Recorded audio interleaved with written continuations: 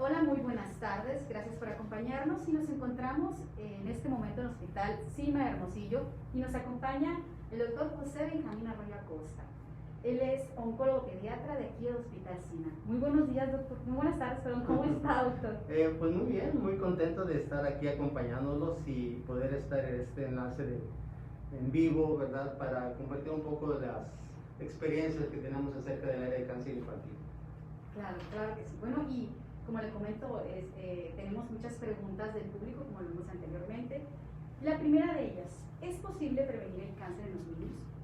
Bueno, aquí quiero explicar que el cáncer en los niños es muy diferente del cáncer en adultos.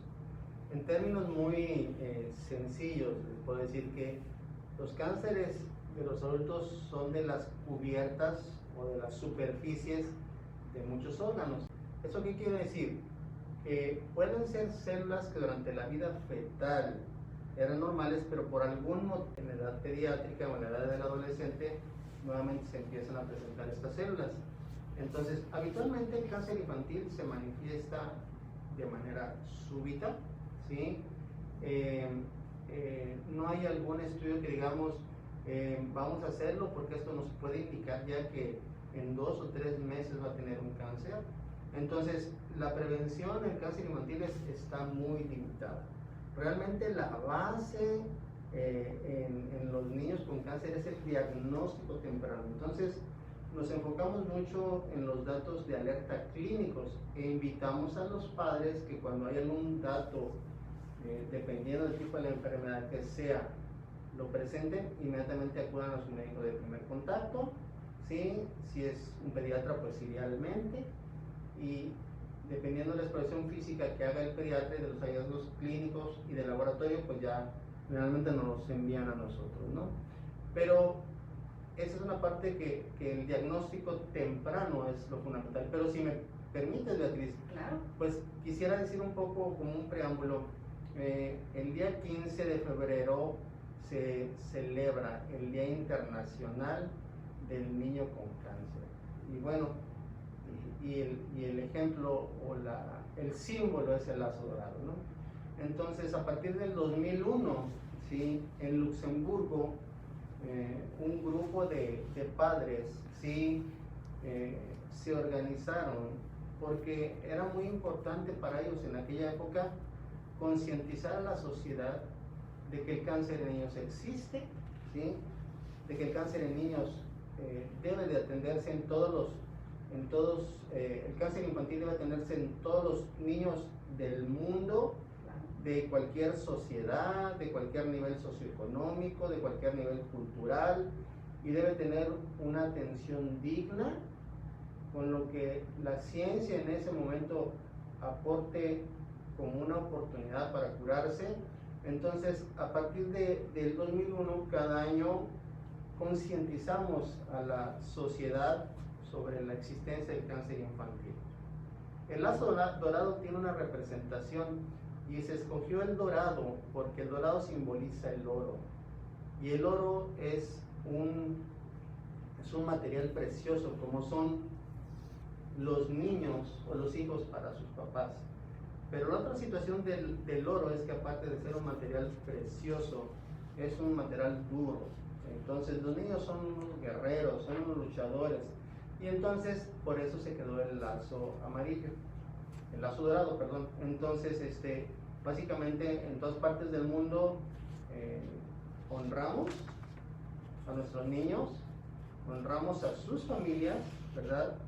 Y concientizamos a la sociedad de que todos los niños merecen la mejor atención posible, y todos los niños que se diagnostican con cáncer merecen vencer el cáncer. Claro que sí, doctor, un dato muy interesante y sobre todo, como usted menciona, hay que tener sobre todo un día muy especial. Sí, claro. Bueno, y continuando con las preguntas que nos envió el público, ¿cuáles son los síntomas de alerta para detectar el cáncer infantil? Bueno, el cáncer se puede manifestar de diversas maneras. Se puede manifestar como un tumor sólido, y dependiendo del origen del tumor son los síntomas. Pero si te parece, Beatriz, hablemos en función de la frecuencia. Claro. Entonces, el cáncer más frecuente en niños son las leucemias. que es un cáncer en la sangre. Entonces, más o menos, de cada 10 niños con cáncer, 4 son leucemia. Entonces, por mucho es el cáncer más frecuente. En segundo lugar, están los tumores cerebrales, o sea, se originan en la cabecita. Y en tercer lugar están los tumores que se originan en los ganglios, ¿sí? A eso se les denominan linfomas. Entre esas tres enfermedades, aproximadamente son entre el 60 y el 70% de los cánceres. Entonces, para ver lo de los síntomas, si te parece bien, vamos a empezar como cuando un niño puede tener una sospecha de leucemia. Exactamente, de hecho son algunas de las preguntas más adelante que se mencionan y estaría perfecto mencionar en este momento. Bueno, pues mira, por ejemplo, uno de los datos más importantes es que el niño presenta una palidez progresiva, es decir, el niño, los papás lo refieren como que lo empiezan a ver amarillo, pálido, el niño empieza a tener menos actividad física, se cansa más fácilmente, le da sueño, en ocasiones puede bajar un poco el apetito, ¿sí? Pero la evidencia es de que de cada 10 niños con sospecha de leucemia, 9 van a llegar con algún grado de palidez. Ese es uno de los datos más sencillos de detectar. El otro dato que es importante es que el niño puede presentar manifestaciones de sangrado. ¿Okay? ¿Qué es sangrado? Sangrado que nosotros manifestamos en piel o en las mucosas. Habitualmente nos referimos a orificios naturales. Bueno, ¿qué orificios naturales? Los de la nariz, los de la boca. Entonces el niño puede tener sangrado por la nariz, que es un sangrado recurrente. No me refiero a ese sangrado que vemos mucho en zonas como nosotros muy cálidas en verano, que son sangrados por la nariz cuando se exponen al sol o cuando tienen una actividad física intensa. No, me refiero de un sangrado por la nariz que habitualmente es recurrente, ¿no? También puede haber sangrado por las encías cuando se lavan los dientes o de manera espontánea al estar comiendo, masticando, ¿sí? La otra es la aparición de manifestaciones de sangrado en piel, que pueden manifestarse como moretones espontáneos, que pueden estar asociados a golpes leves o pueden no estar asociados a golpes y aparecen de manera espontánea. Hay otra manifestación de sangrado que es muy habitual, que son pequeños puntos rojos que salen en la piel. Son pequeños puntos hemorrágicos, que son de los vasitos más pequeños. A eso se les denominan petequias, ¿verdad? Entonces, cuando un niño presenta petequias, que es algo que los papás notan de manera muy fácil, entonces esos son otros los datos clínicos. Entonces, recapitulando, palidez. 2, hemorragias, como estas que manifestamos. 3, el niño puede presentar datos de crecimientos de los ganglios, ¿sí? Entonces, generalmente les crecen los ganglios del cuello, pueden ser de la región axilar, aquí arriba de las clavículas, nosotros decimos región supraclavicular, o ganglios en la región de las ingles, ¿sí? Esos son otros datos que vemos con relativa frecuencia. 6 de cada 10 van a tener estos datos.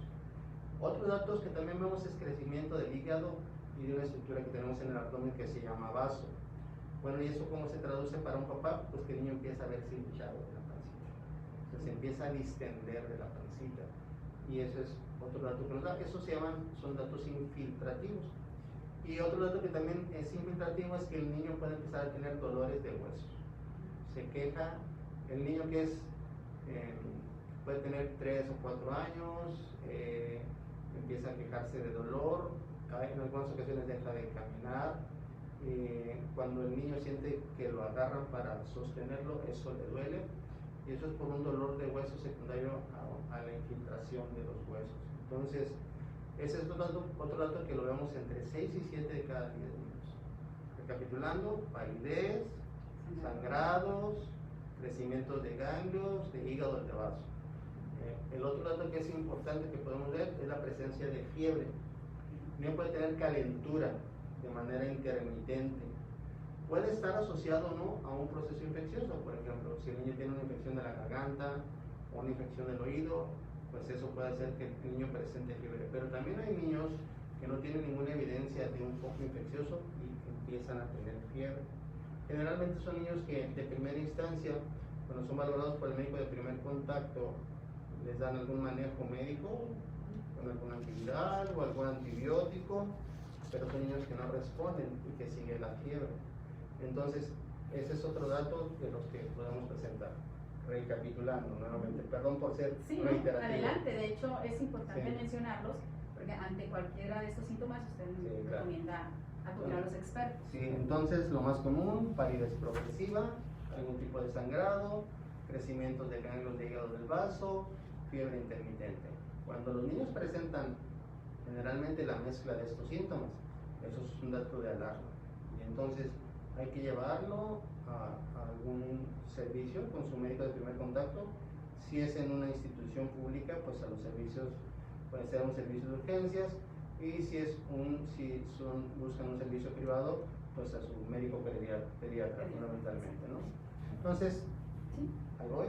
Ya me enrolé, saludos, perdón por la insistencia. Estamos en vivo, estamos hablando del tema de cáncer infantil. Sí, adelante, doctora, adelante. y de las sospechas de cuando un niño tiene leucemia. Entonces, bueno, ¿qué hacemos cuando llega con un pediatra un paciente con estas características? Habitualmente el pediatra lo revisa y verifica estos datos y se le pide un estudio que es muy sencillo, que es un estudio de sangre, que es una biometría hemática que se puede hacer en cualquier lugar. Y en esta biometría hemática habitualmente encontramos alteraciones significativas. ¿Qué alteraciones? En una biometría hemática vemos habitualmente tres elementos: glóbulos rojos, glóbulos blancos y plaquetas. Generalmente hay alteración en las tres líneas. Los glóbulos rojos habitualmente están bajos, los glóbulos blancos pueden estar incrementados en cantidad en la mayor parte de ellos, pero también pueden estar en conteo normal o en conteo bajo, y las plaquetas generalmente están bajas, ¿sí? Entonces, más o menos entre 8 y 9 de cada 10 pacientes que tienen estos datos de laboratorio, ya con eso es altamente sospechoso de que el niño pueda ser portador de una leucemia. Continuando con ese tema tan interesante, ¿cuál es el cáncer más común aquí en Sonora? ¿No? ¿La leucemia? ¿La leucemia? Sí, Totalmente. la leucemia, específicamente la leucemia aguda linfoblástica, que es el cáncer más común en Hermosillo, en México y en todo el mundo. Es el cáncer número 1. Siguiendo con las preguntas, doctor, aquí hay una pregunta muy interesante. ¿Cómo puede explicarle a mi hijo que tiene cáncer? ¿Recomienda que lo realice el doctor o sus padres? Bueno, nosotros aquí estamos hablando de niños, y obviamente todos los oncólogos pediatras tenemos algo de niño, ¿verdad? Entonces, no, a nosotros como médicos habitualmente nos corresponde darle información. Hay formas de darle información para los niños. En el caso de los que son muy pequeños, me refiero lactantes, menores, por ejemplo, en los niños de 4 años, 3 años o más chiquitos, pues nos enfocamos mucho en la información con los papás, ¿verdad? Los pacientes que ya están más grandes, escolares o adolescentes, nosotros nos dirigimos con ellos y les explicamos de una manera muy particular cuál es el problema de su enfermedad. Algunas veces los papás dicen, bueno, lo que no queremos es que se mencione la palabra cáncer, ¿verdad? En realidad, ahora con todos los medios que tenemos para tener acceso a información, a nosotros no nos da miedo decir cáncer. Bueno, el título de esta ponencia es cáncer infantil, ¿verdad? Entonces, nosotros tenemos formas de platicar con ellos, les explicamos de una manera muy detallada inicialmente a los papás. A los papás tenemos un vínculo de comunicación muy estrecha, muy amplia. Primero tratamos de generar la confianza con ellos, en el sentido de aclarar todas las dudas, entender que cuando se da el diagnóstico de cáncer, pues es un golpe muy duro. O sea, es un golpe, habitualmente es inesperado, es difícil de comprender, existe la parte de la negación de si será o no será. Generalmente cuando nosotros damos ya platicamos con los papás y tenemos el diagnóstico, es porque ya tenemos la certeza de que lo es, ¿verdad? Entonces, sí es un golpe muy duro. Primero lo explicamos todo con detalle a los papás, 1, 2, 3, 4 veces, las veces que sea necesario, porque al principio con el diagnóstico hay un shock y muchas veces no se comprende toda la información. Entonces uno entiende que lo tiene que dar varias veces hasta que ya se procese un poco mejor. Una vez que hablamos y dejamos todo claro con los papás, y obviamente las dudas que se van resolviendo, que se vayan generando, las vamos resolviendo, bueno, pues pedimos autorización para los papás y eso nos toca decirlos a nosotros, a los pacientes. Entonces tenemos formas de decirle a los pacientes. Te puedo poner un ejemplo. Por ejemplo, en un niño de 4 años, ¿verdad? El grupo de frecuencia de los niños con leucemia que tenemos mayor volumen es entre los 3 y los 6 años, ¿verdad? Entonces, ¿cómo les explicamos a los niños? Bueno, les explicamos que nosotros tenemos unos soldaditos que circulan en la sangre. Esos soldaditos sirven para defendernos de las infecciones, pero por algún motivo esos soldaditos dejan de trabajar en forma adecuada. Y en vez de ser soldaditos, pues se cambian y se ponen del lado malo. Entonces tenemos que destruir esos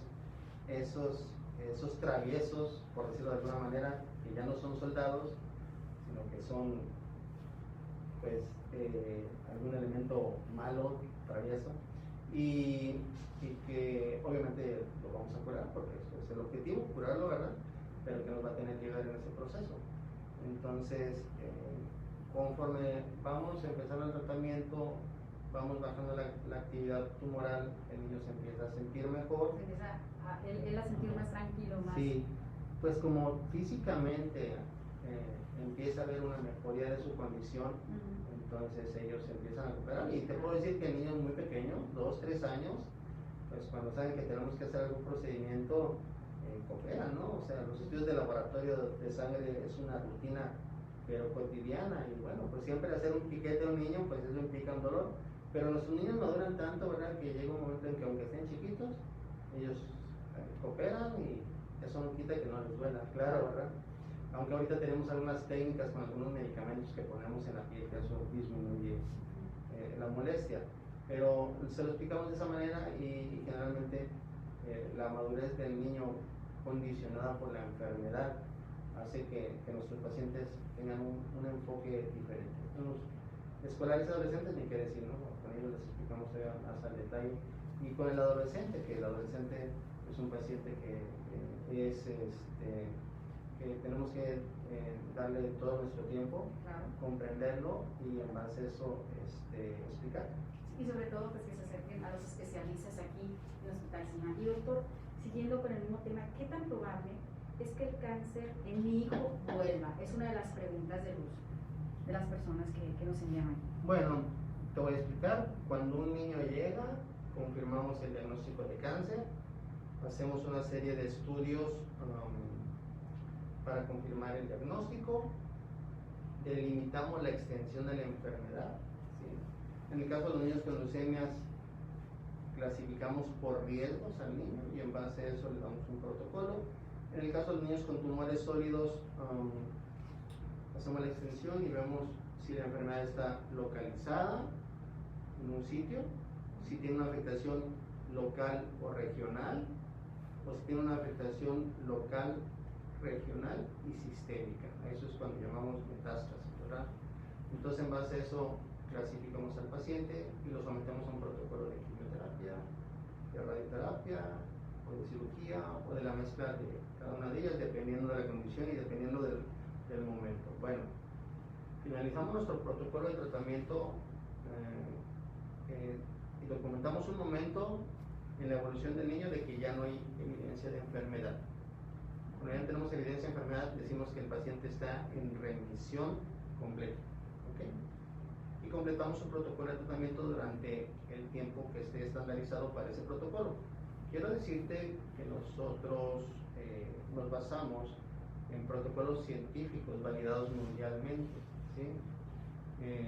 Entonces, ya que completamos el protocolo y el paciente se sigue manteniendo en remisión, es cuando hacemos el pase a la fase de la vigilancia, nuestra famosa toque de campana, que todos los niños esperan, ¿verdad? Sí. Y que nos pone muy contentos a todos, empezando por ellos. A partir de ese momento ya lo pasamos a la fase de vigilancia. Y bueno, ¿por qué decimos fase de vigilancia? ¿Por qué no decimos alta? Bueno, porque sabemos que independientemente que un niño haya completado su protocolo de tratamiento, no solamente los niños, sino los adultos que tuvieron algún cáncer, sabemos que existe la posibilidad en un pequeño porcentaje que pueda reaparecer la enfermedad. Entonces, ese riesgo existe dependiendo del tipo de enfermedad y de la extensión que haya tenido y de la respuesta que haya tenido. Pero conforme va pasando el tiempo, estamos haciendo estudios, chequeos clínicos y estudios, y cuando un niño ya completa 5 años en vigilancia, después de haber acabado su protocolo de tratamiento, sin evidencia de la enfermedad, entonces lo consideramos ya un sobreviviente de cáncer infantil, ¿no? Entonces, sí existe, y otra cosa en relación a la pregunta, ¿puede volver el cáncer? Sí puede volver, pero en la medida en que va pasando el tiempo, ¿sí? Y no hay evidencia de que la enfermedad regresa, esa posibilidad se va disminuyendo. Y después de 5 años de que el niño está en vigilancia, sin evidencia de enfermedad, y lo pasamos, ya lo caracterizamos como un sobreviviente de cáncer infantil, pues la posibilidad de que la enfermedad regrese es como sacarse la lotería, ¿no? Nosotros podemos jugar toda la vida la lotería, cada semana, y lo más seguro es que no nos la debemos sacar, ¿verdad? Entonces ya es un niño curado, por decirlo de esa manera, ¿no? Excelente, muchas gracias, doctor. Aquí hay otra pregunta. Mi hijo salió bajo en glóbulos blancos. ¿Puede ser una señal de cáncer? Bueno, es un dato que debe de considerarse cuando ahí es muy importante el diagnóstico temprano. Era lo que mencionábamos anteriormente. Habitualmente cuando un niño tiene un cuadro que puede ser sospechoso de leucemia, ¿sí? Tenemos alteración en los glóbulos rojos, en los glóbulos blancos y en las plaquetas. Pero si tenemos un paciente que salió con los glóbulos blancos bajos, es importante que aunque no haya alteración en las otras, vaya con su médico pediatra para que lo revise y en base a eso ya integrar si hay algún otro dato clínico, y entonces si hay algo de sospecha, hacer la referencia temprana al servicio de oncología pediátrica, ¿no? Si nosotros ya llegan con nosotros y ya lo estudiamos y no fue y fue otra cosa, excelente. Perfecto. Ya se cumplió el objetivo de que se envió de manera temprana al paciente y se descartó la enfermedad, ¿no? Entonces, en relación a esa pregunta, si los glóbulos blancos están bajos, eso ya justifica que sea valorado por su pediatra. Muy bien, excelente. El cáncer es hereditario. ¿Cuáles otras pueden ser las causas del cáncer infantil? Bueno, el cáncer infantil es multifactorial. O sea, como es conocido, ¿verdad? Hay familias en las cuales los antecedentes de cáncer son más fuertes y eso no quiere decir que se va a estar heredando, pero entonces depende de muchos factores, ¿no? Te podría decir que son muy pocas las condiciones en las cuales sabemos que el cáncer puede ser heredado. Una, los niños que tienen un tumor dentro del ojito, que habitualmente se presenta en los ojitos, que se llama retinoblastoma bilateral, y si se presenta en menos de un año, entonces estos pacientes sí pueden tener un gen ya bien establecido y en la cual la transmisión puede ser hereditaria, ¿no? Entonces, en esos casos es donde hay un factor genético de más peso. Otra condición puede ser en los pacientes que tienen una condición que se llama neurofibromatosis. En esas familias hay unas manchas que aparecen en la piel, o sea, generalmente en varios integrantes de esa familia, desde abuelos, padres, tíos, y cuando ya son los hijos, pueden presentar esas manchas, que se llama neurofibromatosis. Nosotros decimos manchas café con leche. Y en esos pacientes, cuando detectamos que hay en la familia esa condición de neurofibromatosis, esto puede ser un factor que en algún momento de la vida, algún integrante de esos niños, tanto en la etapa pediátrica como en la etapa adulta, puedan desarrollar un cáncer. Entonces hay que darles un seguimiento. Pero fuera de eso, es muy raro que consideremos que la herencia sea un factor trascendental. En la mayor parte de los niños el cáncer es multifactorial y en la mayor parte de las veces no sabemos la causa. Por ejemplo, en los niños los virus tienen un factor importante en el desarrollo de un cáncer. Bueno, pues los niños están expuestos a un gran número de virus pues en toda la edad pediátrica, desde que son lactantes, cuando van creciendo, porque el sistema inmunológico va madurando, ¿sí? Pero las etapas de los niños pequeños, pues puede haber una etapa que se enferman muy recurrentemente, generalmente son virus, ¿verdad? Entonces hay algunos virus que se llaman virus oncogénicos. Esos virus al estar en contacto con el niño pueden producir que se generan algo que se llaman mutaciones, que son cambios en el código del ADN, ¿sí? Y cuando una célula sufre una mutación, esa célula va a tener otra hija que tiene otra mutación, y esa célula va a tener otra hija que tiene otra mutación. Y después de 3 a 5 mutaciones es que una célula normal, específicamente un glóbulo blanco normal, puede transformarse en un glóbulo blanco leucémico, ¿verdad? Entonces, ese es uno, el factor ambiental, también a lo que estamos expuestos. Bueno, sabemos claramente la relación del cáncer con el uso de pesticidas y fumigantes. Esto sucede mucho en nuestro estado, lo vemos. Por ejemplo, tenemos pacientes que vienen referidos de zonas agrícolas donde pasan las avionetas, ¿verdad? Y fumigan, y los niños de esa familia, de estas familias, están expuestos a estas sustancias, ¿verdad? En situaciones todavía mucho más delicadas, que los contenedores donde tenían fertilizantes después los lavan y los usan como reservas de agua. Pues obviamente estas sustancias tienen una exposición crónica del niño a esto, y eso puede favorecer el desarrollo del cáncer, ¿verdad? Pero bueno, pues tenemos una familia de 4 integrantes que viene de un medio rural donde se manejan fumigantes. ¿Por qué a todos no les dan un cáncer, verdad? Bueno, porque hay ciertas condiciones de cada niño que pueden favorecer o pueden contrarrestar esa situación, y entonces un niño desarrolla leucemia, pero los otros 3 o 4 no. Por eso decimos que el cáncer es multifactorial. Muy bien, doctor. Estaba retomando al mismo tema, ¿cómo se puede detectar a tiempo retinoblastoma? Bueno, el retinoblastoma es una enfermedad que vemos más comúnmente en menores de 2 años de edad. Es un tumor intraocular, o sea que sale dentro del ojo, específicamente en la retina, ¿sí? Y en la retina, y se manifiesta habitualmente como una mancha, como cuando nosotros ponemos la luz y vemos una mancha en los gatos, ¿sí? Una luz blanca, ¿sí? Eso puede ser un dato inicial de que el niño tiene un tumor intraocular. Otro, que el niño, ¿sí? El movimiento del ojo no pueda ver bien, ¿sí? Y el niño haga un movimiento de acomodación que cambie para ver. Claro, en un lactante, un niño de 1 año, es muy difícil documentar a veces eso, pero nosotros el signo del ojo de gato, así lo decimos, ¿verdad? Es poner una lamparita. Cuando un pediatra hace una revisión, si ve una mancha blanca ahí anormal, ese puede ser el primer dato de un retinoblastoma. Siempre en los órganos que son pares, ojos, riñones, genitales, testículos, ovarios, siempre tenemos que revisar los 2 órganos, ¿verdad? Entonces, el retinoblastoma es una enfermedad de menores de 2 años.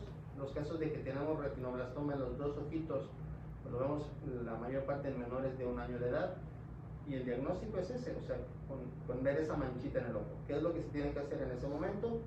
Si el pediatra documenta eso, o el médico de primer contacto documenta eso, entonces lo que tenemos que hacer es enviarlo con el oftalmólogo.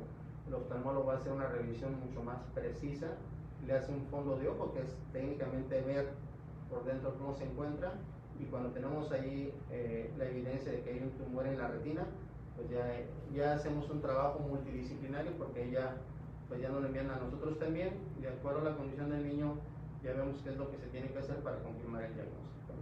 Muy bien, doctor, muchas gracias. ¿Con quién podemos hablar si tenemos preguntas sobre costos, cobertura de seguro, etcétera, aquí en Hospital CIMA? Bueno, aquí en Hospital CIMA habitualmente hay un departamento. Cuando nosotros tenemos que hacer algún procedimiento para confirmar el diagnóstico, lo enviamos a Paloma. Paloma está en el área de presupuestos. Nosotros le decimos en qué consiste el procedimiento que vamos a efectuar. En base a eso se hace una evaluación de qué insumos son los que se van a ocupar, si el paciente requiere hospitalización o si va a ser un procedimiento ambulatorio, y ellos hacen un análisis financiero y ya les hacen un presupuesto al respecto, ¿no? Muy bien, doctor. ¿Con quién podemos hablar? En mi familia, perdón, hay mucho historial de cáncer. ¿A qué edad debo comenzar a hacer estudios a mis hijos? Bueno, esa es una pregunta muy importante. Si nosotros sabemos que en la familia hay antecedentes muy fuertes de cáncer, es importante llevar un control del niño sano. O sea, el niño sano, pues si recuerdan, cuando un niño es recién nacido, pues es el control de rutina con su neonatólogo, ¿verdad? Que eso lo hacemos con mucha frecuencia, independientemente de cómo esté el niño. Sí, pues lo llevamos a la revisión por su neonatólogo, por su pediatra, pero después de esa fase, ya solamente llevamos al niño si tiene algún problema, ¿sí?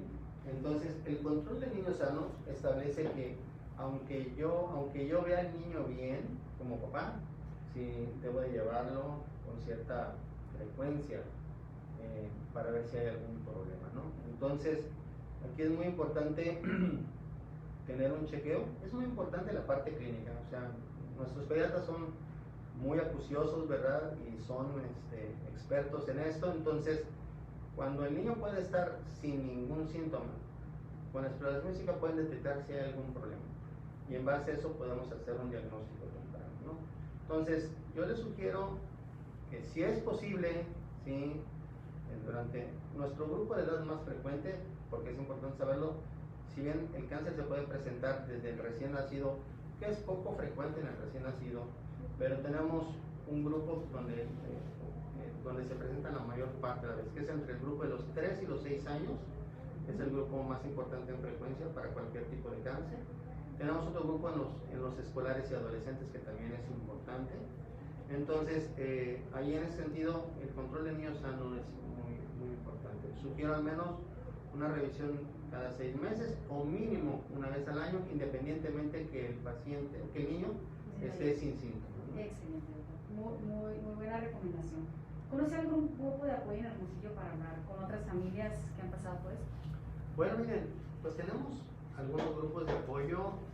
Habitualmente, dependiendo del niño donde se atienda, recibimos apoyo de los voluntariados, ¿verdad? En el caso del Hospital CIMA, pues nos apoya el voluntariado del Hospital CIMA.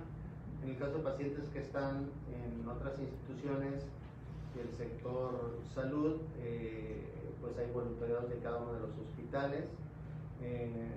Un voluntariado que nos ayuda muchísimo y que ya trabajamos en equipo de manera muy coordinada es con RAS, ¿sí? RAS tiene un albergue y ellos realmente se hacen cargo de toda la atención del paciente, porque una cosa es cuando el paciente está hospitalizado, pero otra situación es cuando el paciente debe de mantenerse en la ciudad, pero no tiene dónde quedarse. Entonces realmente RAS ha cumplido una función muy bonita, la verdad. Yo estoy muy agradecido con todo el equipo de RAS, porque finalmente les ofrecen un hogar a nuestros pacientes cuando están en forma ambulatoria, y no solamente es un hogar, pues, que implica una comida sana, que implica dormir en habitaciones dignas, les hacen sus fiestas a los niños, es un entorno muy padre. Ellos también, los niños de condición social vulnerable, nos apoyan con los puertos de acceso para poner quimioterapias, nos ayudan de mil maneras. Entonces, el RAS es una agrupación que nos ha apoyado muchísimo para todos los niños con cáncer que tengan alguna condición de vulnerabilidad. ¿Alguna otra información, algún otro dato que desea agregar? Pues mira, yo siempre les manifiesto bueno, cuando un niño tiene un cáncer, pues es una enfermedad que cambia la vida del niño, que cambia la vida de la familia, que cambia la vida del entorno, ¿sí? Tener cáncer es muy duro a cualquier edad, pero generalmente si tenemos el abuelito que tiene un cáncer de próstata a los 85 años de edad o a los 80 años de edad, pues generalmente la familia del doctor, pues que sufra lo menos posible, ¿verdad? Pero si tenemos que es también doloroso, sumamente doloroso, pero cuando tenemos un niño que tiene un cáncer a los 2 o a los 3 años de edad, ¿verdad? Pues ahí es, toda la familia es en torno a, es la prioridad y vamos a sacarlo adelante, ¿no? Entonces, afortunadamente, con los tratamientos que estamos dando actualmente, aproximadamente entre 7 y 7.5 niños de cada 10 los podemos curar, ¿sí? ¿Y cuál es aquí la piedra angular? Bueno, el diagnóstico temprano.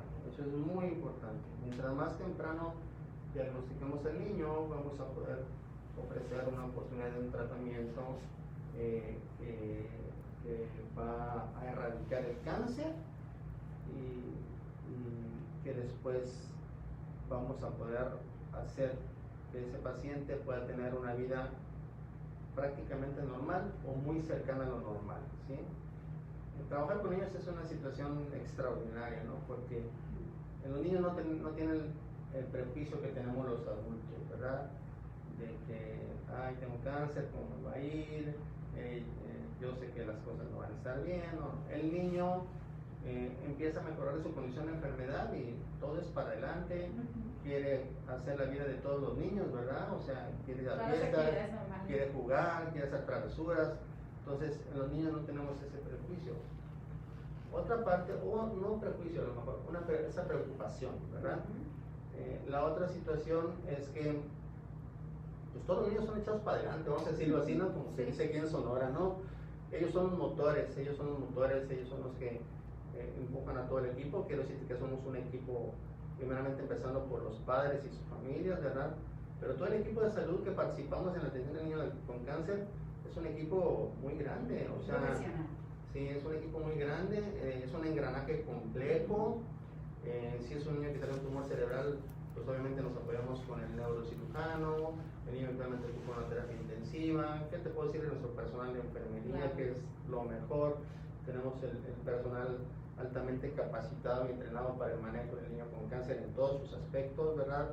La parte de nutrición, la parte de laboratorio, la parte del banco de sangre, la parte de imagen con estudios de resonancia magnética, tomografías, ultrasonidos, la participación de otros compañeros subespecialistas, por ejemplo, ortopedistas en caso de tumores de hueso, cirujanos pediatras en caso de la mayoría de los tumores en niños, ¿verdad?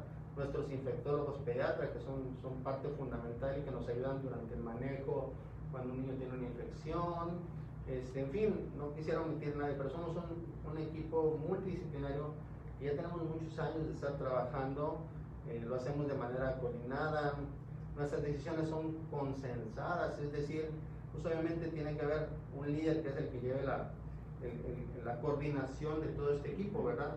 Pero generalmente nuestras decisiones son consensadas entre varios especialistas o subespecialistas y eso nos ayuda a tener mejores decisiones con nuestros niños, ¿no? Entonces, es muy padre, la verdad, es nuestra vida, a eso nos dedicamos, pero siempre el hecho de que un niño pueda tener un cáncer, pues es una situación dura, tenemos que ser honestos también, es duro, es difícil, es complejo, son enfermedades con riesgos, pero ahorita el saber que la mayor parte de los niños con cáncer los podemos curar, eso pues es nuestra motivación, ¿no? Quiero decirte algo, Beatriz, cuando llega un niño al servicio de oncología pediátrica, independientemente de su condición, nuestro objetivo es curarlo. Eso es nuestro objetivo. Nosotros no vemos a los niños con lástima, ni con... No. Pues es un niño que a su temprana edad, y muchos de ellos todavía ni siquiera saben lo que es la vida, y ya tienen un cáncer. Entonces, es un reto para todos, para nosotros tratar de sacarlos adelante, ¿no? Entonces, para eso, bueno, pues nos coordinamos todos de manera en que podamos ofrecer la mejor atención posible. Quiero decirte que ahorita no tenemos ninguna desventaja con otras partes ni del país ni del mundo en cuanto a ofrecer un tratamiento con algún niño de manera integral. Y si llegáramos a ocupar alguna situación, como puede ser un trasplante de médula ósea, que eso es en casos muy seleccionados, pues tenemos también los sitios de referencia para poder atenderlos. Pero te puedo decir que la mayor parte de los niños con cáncer tenemos todas las condiciones en Hospital Cima para tratar a estos pacientes, ¿no? Con excelentes resultados, ¿no? Sí, gracias a la participación de todo el equipo. Gracias, doctor. Pues sí, efectivamente, un equipo de especialistas aquí en Hospital Cima. Y bueno, muchas gracias, doctor, por acompañarnos, por estar con nosotros en programa Facebook Live en vivo y pues le damos las gracias al público y gracias a las personas que nos enviaron sus preguntas. Quisiera terminar nada más con un mensaje. ¿Sí? Adelante. Lo que compartimos con todo el equipo de salud, ¿no? Uno, nosotros tenemos la oportunidad de ayudar a un niño y a su familia en los momentos más difíciles de su vida, ¿no? Y tenemos una filosofía que compartimos todo el equipo que atendemos niños con cáncer, que es uno, trata al paciente como quisieras que a ti te trataran, ni más ni menos. Esa es una. Dos, ¿sí? Enlazamos la parte de la ciencia médica como tal, utilizando las mejores estrategias de tratamiento validadas en diversas partes del mundo, pero con un alto sentido humanista, ¿sí? Entonces, eso tratamos de hacerlo. Y eso genera cuando unos papás se sienten con la confianza de que su hijo está recibiendo el mejor tratamiento posible, hacemos un binomio, ¿sí? Que nos ayuda mucho para poder superar los momentos difíciles que estamos pasando. Finalmente, cuando completamos el tratamiento y pasamos a uno de nuestros niños, o a cada uno de nuestros niños a vigilancia, pues es una satisfacción enorme. Y ese vínculo no se pierde con la vigilancia, pues tenemos que seguirlo viendo. Entonces la relación que tenemos con nuestros niños y sus familias es una relación de largo plazo, ¿verdad? Pero pues siempre los servicios de oncología pediátrica son servicios de la esperanza.